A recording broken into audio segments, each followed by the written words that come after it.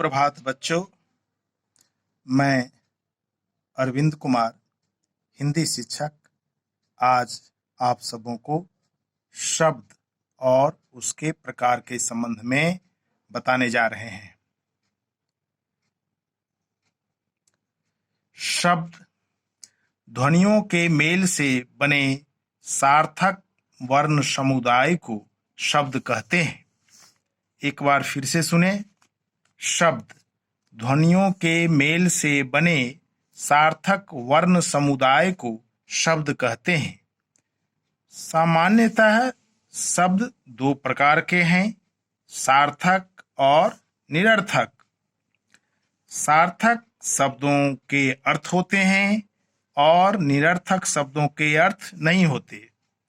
जैसे उदाहरण से आप इसे आसानी से समझ सकते हैं। पानी,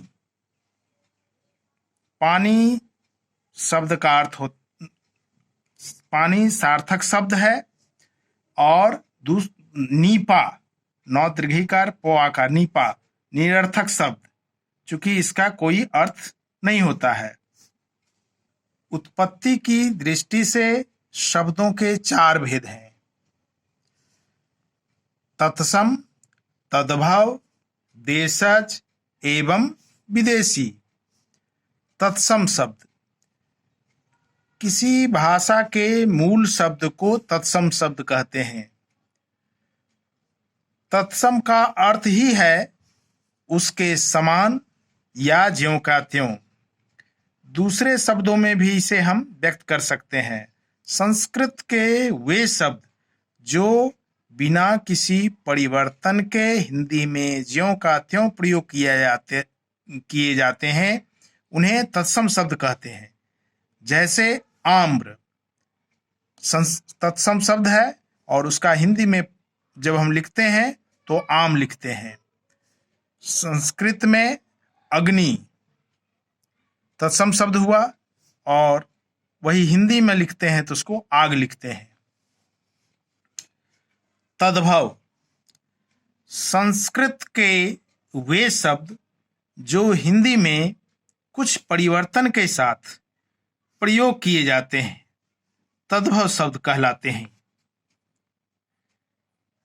जैसे संस्कृत में अग्नि और हिंदी में आग हो जाता है।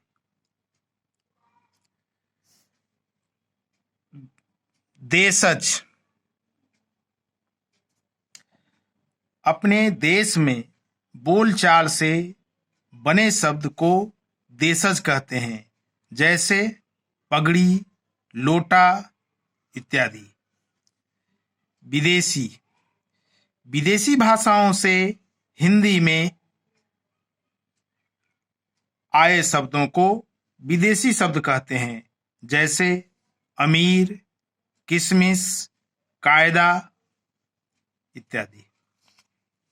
बच्चों, आज जो मैं शब्द के संबंध में बताया हूं, समझाया हूं, उसे आप कॉपी में लिख लेंगे और उसे याद भी कर लेंगे। धन्यवाद। मैं इसका फोटो भेज रहा हूं।